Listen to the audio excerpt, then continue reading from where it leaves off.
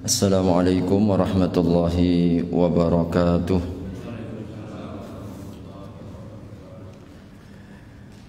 Innal hamdalillah nahmaduhu wa nasta'inuhu wa nastaghfiruh wa na'udzu billahi min shururi anfusina wa min sayyiati a'malina. Man yahdihillahu fala mudilla lahu wa man yudlil fala hadiya lahu. أشهد أن لا إله إلا الله وحده لا شريك له وأشهد أن محمدا عبده ورسوله لا نبي بعده. اللهم صل على نبينا محمد وعلى آله وصحبه وسلم أجمعين. أما بعد, pertama-tama marilah kita panjatkan puji serta syukur kehadirat Allah Subhanahu wa taala atas rahmat serta taufik kepada kita bersama. Di kesempatan malam hari ini kita dapat hadir kembali dalam majlis ilmu kajian syarah kitab Riyadhus Shalihin. Insyaallah pokok bahasan kita memasuki bab yang ke-210. Babu fadli yaumil jum'ati wa wujubiha wal ightisali laha wat tatayyubi wat tabkiri ilaiha والدعاء يوم الجمعة والصلاة على النبي فيه وبيان ساعة الإجابة واستحباب إكثار ذكر الله بعد الجمعة. Bab keutamaan hari Jumat, wa wujubiha dan kewajibannya, wal ightisali laha dan mandi pada hari Jumat, wa tatayyub dan menggunakan wangi-wangian, wa tabkiri ilaiha dan berpagi-pagi ya, bersegera untuk berangkat, wa du'a yaumal jum'ah dan banyak berdoa pada hari Jumat, wassalati ala nabi sallallahu alaihi wasallam fihi dan memperbanyak salawat kepada Nabi sallallahu alaihi wasallam, wa bayani sa'atil ijabah dan penjelasan waktu ijabah atau waktu dikabulkannya doa pada hari Jumat, wastihbabi iktsari dzikrillahi ba'dal jum'ah dan anjuran memperbanyak zikir setelah Jum'ah. Jadi hadirin, bab ini secara umumnya adalah terkait tentang keistimewaan dan keutamaan Jum'ah, amalan-amalan apa saja yang disunnahkan menjadi petunjuk Nabi sallallahu alaihi wasallam. Qala Allah Ta'ala, Imam An-Nawawi membuka dengan firman Allah Subhanahu wa taala, "Fa idza qudiyatis salatu fantashiru fil ard wabtaghu min fadlillahi wadhkurullaha katsiran la'allakum tuflihun." Apabila telah menyelesaikan salat Jumat yang dimaksud di sini, fantashiru fil ardi, maka hendaklah mereka bertebaran di permukaan bumi, wabtaghu min fadlillah dan carilah anugerah Allah, wadhkurullaha katsira dan banyak-banyaklah berzikir kepada Allah, la'allakum tuflihun, mudah-mudahan kalian beruntung atau pasti kalian beruntung. Hadirin rahimakumullah,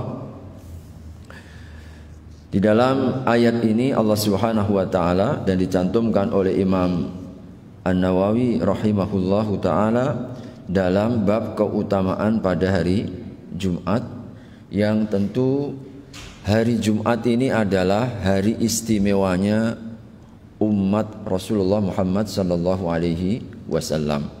Keistimewaan kita yang tentu merupakan petunjuk Nabi, petunjuk Allah ya kepada kita, di mana Allah telah tetapkan hari Jumat sebagai hari istimewa.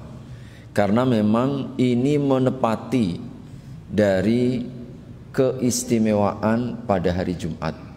Pada saat dua umat kita sebelumnya, yaitu kaum Yahudi dan juga orang Nasrani, tidak mendapatkan ketepatan ini. Tidak tepat. Ketika orang Yahudi mengistimewakan hari Sabtu, dan ketika orang Nasrani mengistimewakan hari Ahad atau hari Minggu menurut mereka, maka ini tidak menepati daripada keistimewaan, sebab yang diistimewakan Allah ternyata hari Jumat. Hari Sabtu dan hari Ahad itu tidak ada keistimewaannya. Dan ini adalah petunjuk Allah. Dalam surat Al-Baqarah itu kita akan dapatkan tafsirnya, fahadallahu alladhina amanu limakhtalafu fihi minal haqqi biidnih wallahu yahdi man yasha'u ila siratim mustaqim. Maka Allah memberikan hidayah kepada orang-orang yang beriman, jadi atas apa yang mereka perselisihkan. Jadi antar beragama ini memperselisihkan mana hari dari sepekan itu yang paling utama. Jadi yang paling utama, orang Yahudi mengatakan hari Sabtu, orang Nasrani mengatakan hari Ahad. Nah, kita kemudian dengan izin dan petunjuk Allah diberikan bimbingan hari Jumat, dan ternyata ini menepati keistimewaan. Seutama-utamanya hari, jadi hari dalam sepekan adalah hari Jumat. Adalah hari Jumat yang ada keistimewaan. Sedang hari Sabtu dan hari Ahad tidak ada keistimewaan pada hari itu. Maka ini adalah keistimewaan umat Muhammad sallallahu alaihi wasallam ketika Allah yang memberikan petunjuk, fahadallahu alladhina amanu limakhtalafu. Maka Allah membimbing kita orang-orang yang beriman, yaitu umat Muhammad, terhadap apa yang mereka perselisihkan. Mereka maksudnya siapa? Yahudi dan Nasrani, dan juga kaum muslimin memperselisihkan tentang mana hari yang paling utama. Maka kita diberikan petunjuk oleh Allah dari yang mereka perselisihkan biidnihi, dengan izin Allah.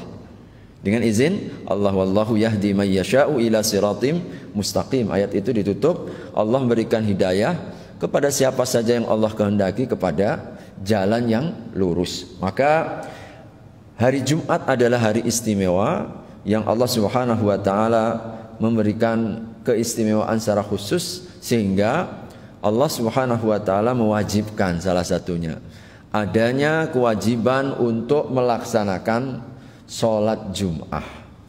Jadi sholat Jum'ah. Maka di dalam ayat surat Al-Jum'ah ayat yang ke-10 ini, Imam An-Nawawi rahimahullah, beliau mencantumkan ayat setelah seruannya, ya ayyuhalladzina amanu idza nudiya lis-salati min yaumil jumu'ah. Kalau kalian diseru, kalian diundang untuk pergi berangkat melaksanakan sholat Jum'ah, fas'au, segera. Jadi perintahnya itu sa'i, segera. Bukan kita berjalan ke, ungkapannya beda. Bukan famshu, bukan kau berjalan, tapi ada ungkapan untuk segera dan perhatian secara khusus. Fas'au, segeralah kalian. Ila dzikrillah, maksudnya mengingat Allah, melaksanakan sholat Jum'ah. Wa dzarul bai', tinggalkan jual beli. Dzalikum khairul lakum in kuntum ta'lamun. Jadi para ulama sampai mereka mengatakan bahwa transaksi jual beli yang dilaksanakan pada saat waktu-waktu Jumatan hukumnya batal atau fasid, hukumnya rusak. Sehingga bagi mereka yang ada kewajiban, ya, ada kewajiban Jumatan, yaitu kaum laki-laki yang baligh. Berbeda dengan kaum wanita, karena memang mereka tidak ada kewajiban Jumatan, maka tidak masalah. Bagi laki-laki yang mukim, dia ada tanggung jawab untuk Jumatan pada hari Jumat, kemudian tetap melaksanakan transaksi berdasarkan surat Jum'ah ayat 9, para ulama katakan hukumnya fasid. Nah, kalau fasid berarti ada di antara rukun di dalam jual beli yang tidak terpenuhi. Karena Allah wajibkan di sini dan hukumnya larangan. Dan larangan itu kandungannya adalah haram. Berarti hukumnya apa? Dia tidak mendapatkan rizki yang halal. Kalau ada orang laki-laki termasuk yang sudah baligh, pada waktu hari Jumat tetap saja buka tokonya, tetap saja terjadi transaksi jual beli, maka hukum jual belinya fasid. Fasid para ulama karena berdasarkan ayat itu. Nah, ayat 10-nya, kalian kalau sudah selesai sholat, fa idza qudiyatis shalah. Nah, kalau sudah selesai sholat, sholat apa? Sholat Jum'ah, fantashiru. Bertebaranlah. Lanjutkan. Boleh kau bertebaran. Maksudnya apa? Kau cari lagi, teruskan usahamu, teruskan jual belimu, insyaallah. Wabtaghu min fadlillah. Lalu cari apa? Anugerah Allah Subhanahu wa taala, rezekinya.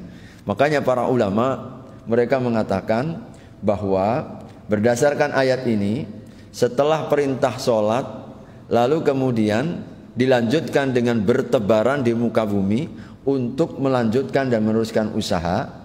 Para ulama katakan, kalau kita melakukan usaha, apapun bentuk usaha kita, maupun juga kita dalam transaksi jual beli, setelah kita menunaikan dan mendahulukan sholat, maka insya Allah Allah akan bukakan rizki. Allah akan bukakan rizki. Jadi karenanya kita tidak perlu takut. Ini kadang orang saking takut tidak kebagian rizki, sholat pun tidak dilaksanakan. Ya, seringkali begitu, nggak dilaksanakan karena takut nggak kebagian. Padahal pintu rezeki itu adalah sholat. Dua minimal untuk menegaskan kita ini. Pertama, di surat Jum'ah ini, isyaratnya di surat Jum'ah ayat 10. Kalau kalian lepas melaksanakan sholat, maka bertebaranlah untuk mencari rezeki. Itu maknanya hadirin apa? Pintu rezeki itu setelah sholat. Maka kalau kita tetap menjaga sholat, Allah nggak akan kurang-kurangnya membukakan bahkan melipat gandakan rezeki kita. Yang kedua di surat Toha 132, Allah perintahkan wa'mur ahlaka bis salati wastabir 'alaiha nahnu narzuquka la nas'aluka rizqa nahnu narzuquka. Perintahkan keluargamu untuk sholat dan bersabarlah engkau untuk memerintahkan keluargamu sholat. Aku tidak memintamu rizki, kami yang akan berimu rizki. Jadi perintah sholat dan menjaganya itu datang kemudian jaminan Allah untuk memberikan rizki. Para ulama katakan bahwa sholat adalah kunci pembuka rezeki. Ya, bahkan sholat itu yang membuka rezeki kita, bukan menghambat. Ini orang kalau nggak punya tauhid, ini apa yang terjadi? Takut kalau kemudian kehilangan pelanggan. Hanya gara-gara, wah ini kadang-kadang kita itu diuji sama Allah. Seperti diujinya kaum Bani Israel, dilarang hari Sabtu, malah membuat jala, memancing hari Sabtu. Datangnya ikan pun hari Sabtu. Nah, itu namanya ujian. Allah uji kadang-kadang. Nah hadirin rahimakumullah, yang ketiga surat Adz-Dzariyat. Allah jaminkan wa fis samaa'i rizqukum wa ma tu'adun, dan sesungguhnya di langit rizkimu. Fa wa rabbis samaa'i wal ard innahu lahaqqum mithla ma annakum tantiqun. Allah katakan rizkimu di mana? Wa fis samaa'i rizqukum. Rezekimu itu ada di langit. Wa ma tu'adun, dan apa yang dijanjikan oleh Allah. Nah, itu di surat Adz-Dzariyat. Hadirin, mengandung dua makna itu. Makna yang pertama, bahwa rezeki kita yang menetapkan, yang menjamin adalah yang di langit. Siapa? Allah Subhanahu wa ta'ala. Maka engkau jangan hinakan dengan merendahkan diri yang di bumi. Ini kadang kita gara-gara untuk mendapatkan sesuap nasi mesti harus merendah-rendahkan. Merendahkan dengan apa? Cara-cara nista di bumi. Nyembah-nyembah manusia, cari-cari muka, sampai kadang-kadang merendahkan diri dengan melakukan perkara-perkara yang haram. Mereka lupa rezekinya bukan di bumi, rezekinya di langit. Pertama itu. Tafsiran yang kedua, wa fis samaa'i rizqukum wa ma tu'adun, itu bahwa ketika Allah mengatakan rezeki kalian itu di langit, tidak akan kau dapat turunkan rezekimu itu, karena yang menjamin di langit dan Allah itu maha baik. Allah tidak akan menurunkan kebaikan rezeki kita kecuali dengan ketaatan. Ketaatan. Maka kalau kita ingin menurunkan rezeki kita, buat ketaatan, buat amal soleh. Karena rezeki kita, insya Allah Allah akan jamin. Allah akan jamin. Hadirin rahimakumullah.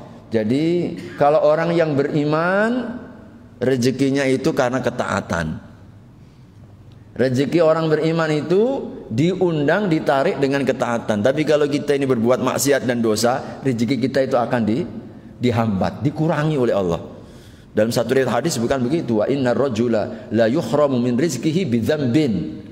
Dan kadang seorang hamba itu ditutup oleh Allah rezekinya karena satu dosa.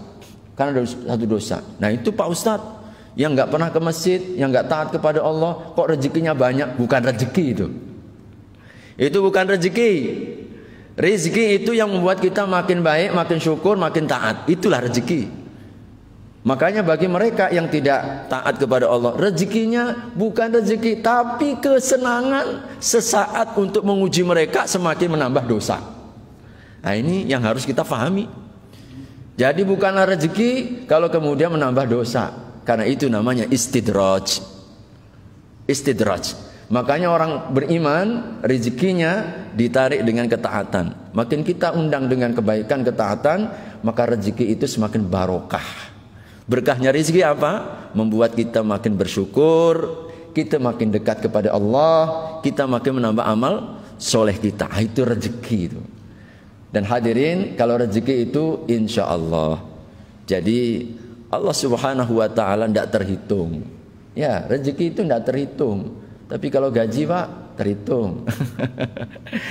Kalau rezeki nggak mungkin tertukar, tapi kalau gaji bisa salah kirim. Nah itu, ya bisa tertukar. Tapi kalau rezeki nggak akan tertukar. Maka hadirin, di dalam ayat ini Allah menjamin setelah perintah kalau kalian selesai untuk melaksanakan sholat Jumat, bertebaranlah ke muka bumi. Nah, maka para ulama menyimpulkan salah satu pintu kita untuk membuka rezeki itu konsistenlah, istiqomahkan dalam sholat.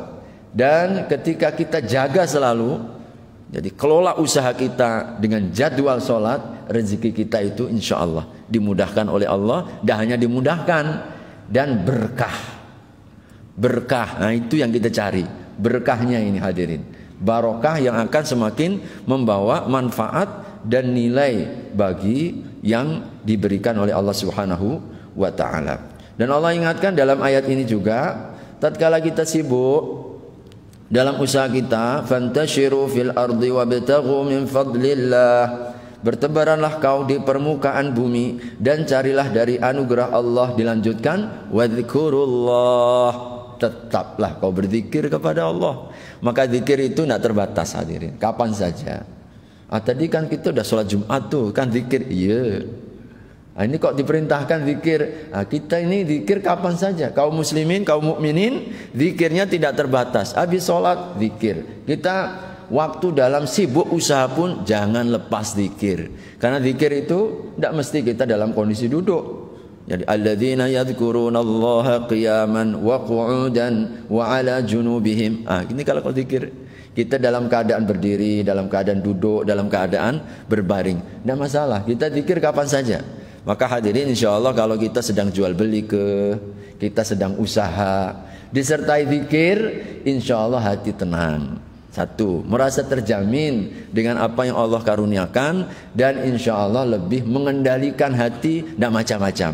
Tidak mau ngurangi timbangan, tidak mau nipu, tidak mau kita melakukan kezoliman kepada saudara kita. Ini kalau hatinya berzikir. Kenapa kadang-kadang orang jual beli, Pak Ustadz, nanti kalau kita ini terlalu jujur, kita nggak akan untung. Ini jadi jujur ini hancur katanya begitu. Ini konsepnya orang yang nggak beriman.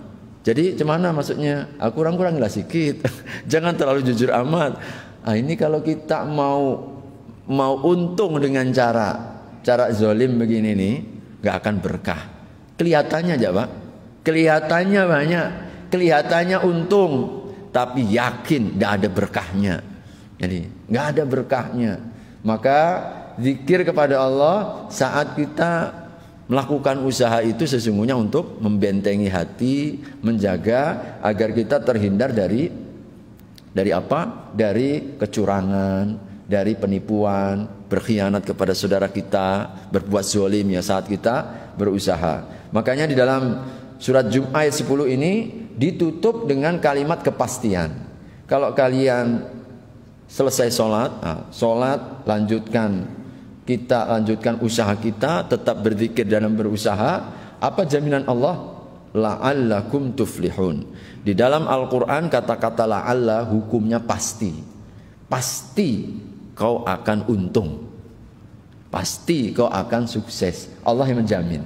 Maka ini resep hadirin rahimakumullah. Makanya saya sering katakan, kenapa orang-orang di Arab itu kok berkahnya itu lebih begitu. Berkahnya itu lebih, padahal kadang-kadang mereka itu orang hidup yang santai, Pak. Kadang buka toko itu jam 10 pagi, jam 9 pagi. Kemudian apa? Ya nggak seperti ngoyo-ngoyo kita, jam 3-4 sore udah tutup. Orang kerja juga begitu. Jadi santai, tapi Masya Allah ya. Dan tanahnya nggak seperti kita, tanahnya gersang, batu cadas. Tapi kenapa kalau kita lihat mobilnya lebih mewah? Rata-rata mobil Arab itu Eropa semua, ya kan Pak? Mobil Eropa semua di sana. Belum lagi rumahnya itu, Masya Allah, dari luar kota, tapi di dalamnya itu mewah-mewah. Istrinya, jangan kira orang Arab itu istri rata-rata minimal 2 Pak. Jadi minimal 2, 3, 4 itu istri mereka, makmur semuanya mereka. Masya Allah. Kadang-kadang dari mana? Jadi kita ini kadang-kadang kalau naik taksi saya sering ngobrol kalau naik taksi pas umroh itu saya suka naik taksi. Jadi kakek-kakek udah tua gitu, ditanya apa kerjaannya? Ya taksi, berangkat jam berapa? Jam 7, jam 8, begitulah. Nanti sore dah selesai. Kemudian kalau tanya berapa istrinya, rata-rata 2. Jarang sopir taksi aja 2 itu rata-rata. Masya Allah, bisa hidup semua itu ya. Dan berkah, bahagia aja mereka. Ternyata memang salah satu kuncinya, rahasianya, mereka itu yang paling menjaga waktu sholat. Ya, tidak ada satupun toko ya, kalau udah waktu sholat tiba, tutup semuanya. Berhenti itu taksi. Jadi mereka akan segera datang. Kira-kira ya Allah, ini sepertinya berkahnya itu dari situ. Berkahnya kita ini jungkir balik, istilahnya apa? Ya betul-betul kita putar 7 keliling ini otot kita ini ya. Tapi ya itulah hadirin, kadang-kadang rezekinya gitu-gitu saja ya. Nggak kaya-kaya amat juga, bang, susah rasanya begitu. Karena apa? Kita tidak jaga waktu sholat. Dipanggil-panggil hayya 'alas sholat, lanjut ya kita ini. Hayya 'alal falah, diam, pura-pura nggak dengar kita. Gimana rezeki kita mau berkah? Rezekinya berkah dari mana begitu ya? Allah Subhanahu wa taala yang mengatur. Hadirin rahimakumullah, ini di dalam riwayat ini. Di dalam ayat ini ya. Hadis yang 1147. Wa an Abi Hurairah radhiyallahu anhu qala Rasulullah sallallahu alaihi wasallam, khairu yaumin tala'at alaihi syamsu yaumul jum'ah. Sebaik-baik hari matahari terbit pada hari itu adalah hari Jum'ah. Fihi khuliqa Adam. Pada hari Jumat diciptakan Nabiullah Adam. Wa fihi, dan pada hari Jumat udkhilal jannah. Nabiullah Adam dimasukkan ke dalam surga. Wa fihi ukhrija minha, dan pada hari Jumat jadi Nabiullah Adam juga dikeluarkan daripada surga. Rawahu Muslim, diriwayatkan oleh Imam Muslim. Hadirin, di dalam riwayat ini kita mendapatkan beberapa keistimewaan, sehingga banyak peristiwa-peristiwa besar Allah perjalankan pada hari ini. Jadi ini yang menunjukkan bahwa hari ini, hari Jumat itu hari yang diistimewakan oleh Allah. Sehingga Allah pilih pada hari Jumat, pertama disebutkan baginda Nabi, sebaik-baik hari matahari terbit. Sebaik-baik hari di mana Allah terbitkan matahari adalah hari Jumat. Maka ini punya keistimewaan dalam sepekannya. Jadi sebab juga ada riwayat yang lain, diriwayat Imam yang lain, yaitu khairu yaumin talat alaihi syamsu yaumu Arafah. Ada riwayat itu. Sebaik-baik hari di mana terbitnya matahari itu hari Arafah, 9 Zulhijjah. Para ulama di tafsir hadis mereka menghimpun. Yang dimaksud yang pertama hadis ini, sebaik-baik hari terbitnya matahari itu hari Jumat dalam ukuran dilihat dari pekanan. Jadi ini tafsirkan dalam sepekan hari yang terbaik matahari terbit itu adalah hari Jumat. Tapi hadis yang lain disebutkan bahwa sebaik-baik hari matahari terbit hari Arafah ini secara umum dalam tahunan. Di dalam tahunan. Sehingga kedua-duanya memiliki keistimewaan. di mana Allah Subhanahu wa taala berkenan pertama memilih hari Jumat. Nabiullah Adam diciptakan dengan tangan Allah Subhanahu wa taala. Allah langsung yang wa khalaqtuka biyadayya, aku ciptakan engkau wahai Adam dengan tanganku. Jadi langsung Allah yang menciptakan. Lalu kemudian wa nafakhtu fihi mir ruhi, aku tiupkan di dalam wahai Adam ruhku. Nah ini rohnya Allah Subhanahu wa taala menghadiahkan. Dan itu diciptakan kapan? Hari Jumat. Hari Jumat dipilih. Dan ternyata pada hari Jumat pula dengan izin Allah, jadi ini dimasukkan ke dalam surga. Jadi tentu pilihan seperti ini memang ada nilainya, ada keutamaannya. Hadirin, Nabiullah Adam diciptakan Allah Subhanahu wa taala langsung, lalu diistimewakan masuk ke dalam surga. Dimasukkan ke dalam surga. Surga yang mana? Surga yang nanti kita akan kembali, yaitu surga Jannatul Ma'wa. Dalam riwayatnya itu Jannatul Ma'wa, yaitu surga di Ma'wa. Itulah tempat di mana Nabiullah Adam pertama kali ditempatkan. Rumah tinggal asal kita itu di sana. Di sana kemudian Allah Subhanahu wa taala menempatkan kita. Tapi kemudian Allah berikan ujian. Jadi boleh kau nikmati, faqula minha haitsu syi'tuma. Kau makan wahai Adam dan Hawa apa saja yang kau kehendaki. Wala taqraba hadhihi syajarah, tapi satu aja. Kau jangan dekati pohon ini. Fatakuna minadh zalimin. Kau nanti menjadi orang yang zalim. Ah, ini ujian. Diuji Nabiullah Adam. Semua boleh kau nikmati, satu aja yang kau hindari. Masya Allah. Itulah ujian bagi manusia ya. Dan ternyata memang demikian. Setan lalu berbuat apa? Fawaswasa lahumas syaitanu. Fawaswasa lahumas syaitan. Maka setan menggodanya. Jadi sambil mengatakan hal adullukum ala syajaratil khuldi wa mulkin la yabla. Oh, ini pakai tipu daya, kata-kata manis. Ya Adam, kau mau enggak aku beritahukan kepadamu, yaitu apa? Pohon keabadian dan hidup selama-lamanya, dan kerajaan yang tidak akan pernah punah. Oh, siapa yang enggak tertarik ini? Kita maunya hidup selama-lamanya. Syajaratil khuldi disebutnya, padahal itu pohon larangan. Pohon larangan disebut oleh setan pohon keabadian. Ini kan gak sesuai dengan fakta. Banyak sekarang cara setan ini digunakan begitu. Ini barang haram. Barang haram tapi disebut dengan cara tidak haram. Makanya sekarang ini kan begitu Pak.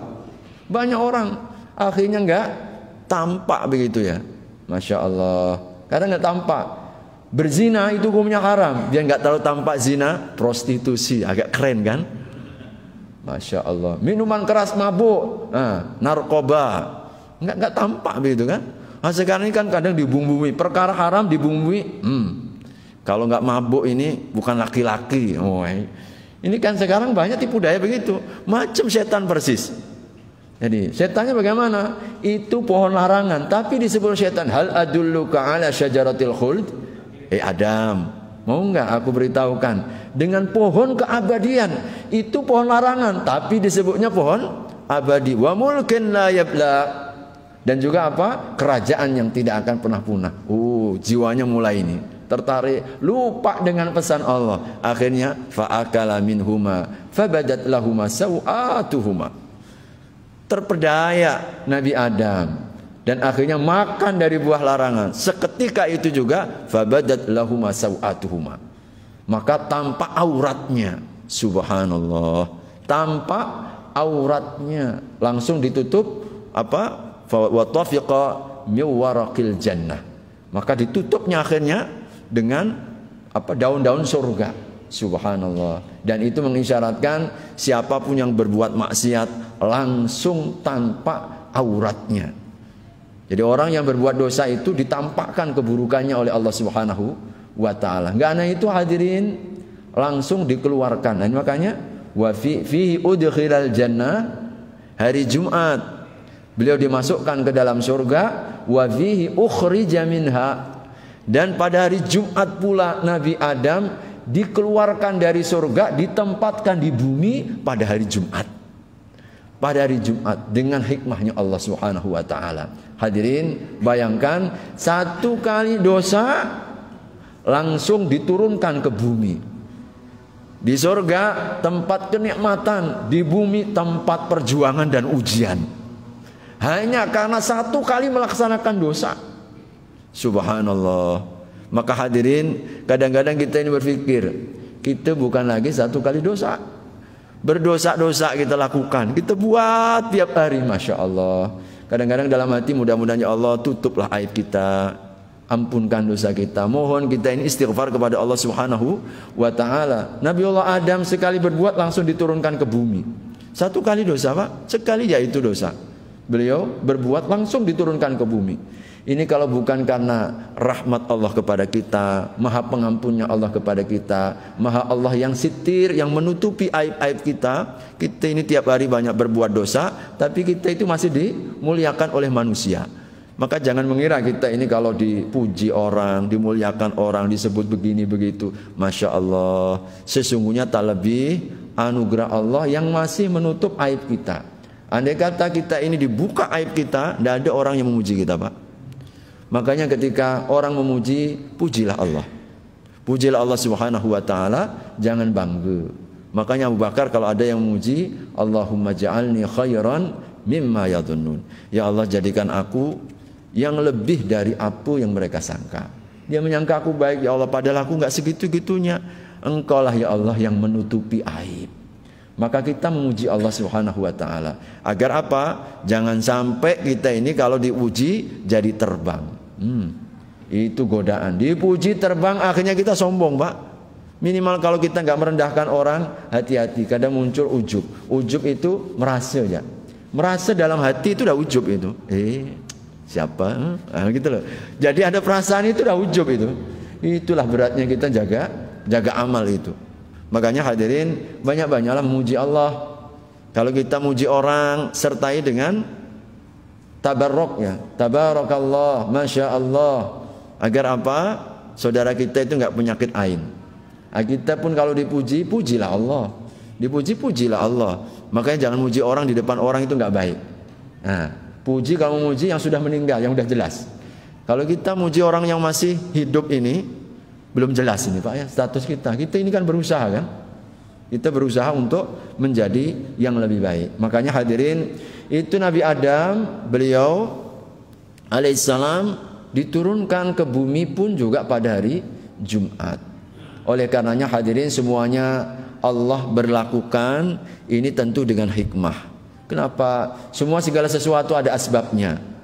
Allah Subhanahu wa ta'ala menghendaki semuanya terjadi, dan Allah dengan hikmahnya ketika menciptakan Nabiullah Adam, lalu kemudian masukkan ke surga, terjadi sesuatu, lalu kemudian kita diturunkan. Tentu kalau kita tidak terjadi sesuatu dengan ayah, jadi bapak kita semuanya ini ya, kita nggak akan terjadi seperti itu. Tapi Allah memiliki hikmah.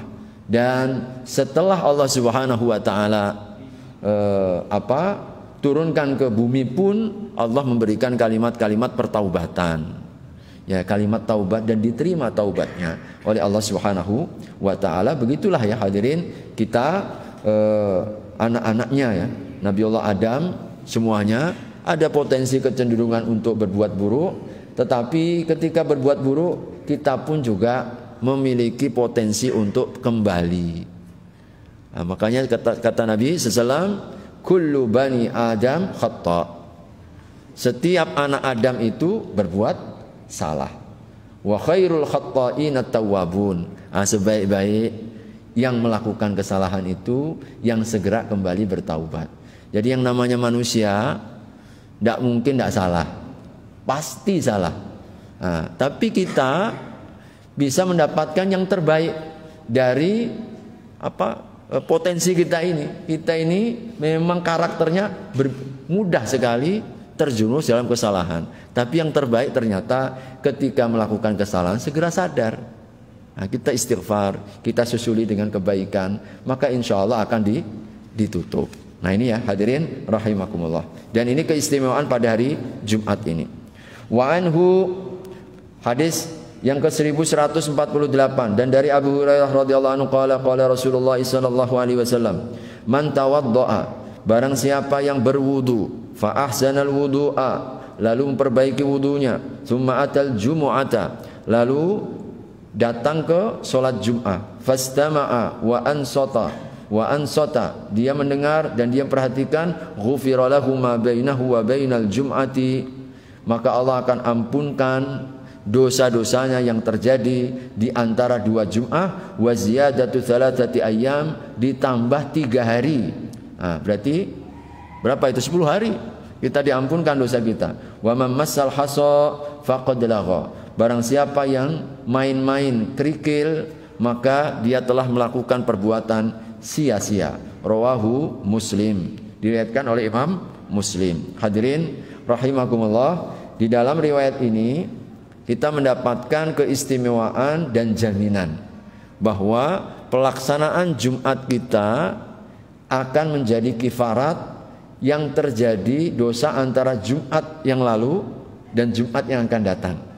Jadi kalau ada dosanya, maka diampunkan, dicuci lagi. Setiap Jumat dicuci, setiap Jumat dicuci oleh Allah. Bahkan dijamin tambah 3. Berarti kan seminggu tambah 3 berapa? 10 hari. Kita mendapatkan jaminan Allah diampunkan dosa kita selama 10 hari. Tapi syaratnya satu, nih syaratnya, berwudu. Dan tidak sekedar berwudu, Rasul katakan fa ahsanal wudu, perbaiki wudunya. Jadi syarat yang pertama, ketika mau diampunkan Jumatan kita, yang mengampunkan dosa itu kalau wudunya disempurnakan. Maka mesti kita harus paham bagaimana wudu yang betul. Bagaimana sifat wudunya Nabi. Nah, sempurnakan, usahakan sempurnakan. Semua sunnahnya kita lakukan, mulai dari cuci tangan, kumur-kumur, istinsyak, istintar. Nah, kita kemudian apa? Ya sempurna semua, 3 kali kanan dulu, baru sebelah kiri, dan seterusnya. Maka itu memperbaiki wudu. Yang kedua apa? Setelah wudu langsung berangkat ke masjid. Nah, langsung berangkat ke masjid. Wudu tapi nggak berangkat ke masjid, ke tempat kerja, ya nggak masuk. Jadi langsung habis wudu berangkat ke masjid. Setelah sampai di masjid apa? Fastama'a wa ansota.